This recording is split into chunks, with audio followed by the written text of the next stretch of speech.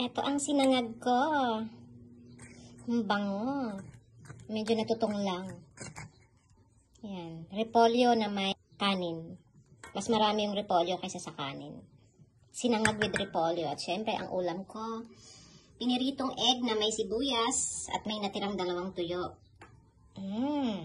Nakakagutom. Natatakam na ako sa kaping barako. Umuusok-usok pa. Ang breakfast ko for today's video. Hindi na pala breakfast, brunch na. Napakabango. Ito ang nakakagutom. Tara, kain tayo mga beshi. Hay nako, sa sobrang pagmamadali ko nga at gutom na ako, kaya eto, hindi pala maayos ang pagkakalagay ko ng camera. At hindi man lang chinek ang camera kung kita ba ang buong face ko. Gutom ba yan o excited lang sa tuyo? Ayoko na nga sanang i-upload kaso wala akong ibang maia-upload for today's video.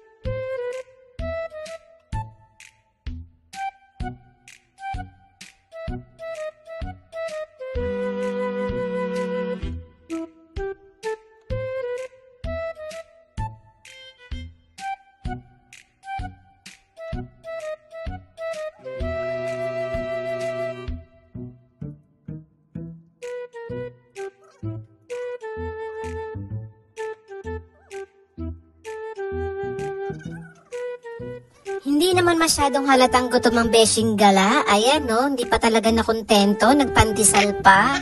Sige na nga, deserve mo yan, paminsan-minsan lang naman.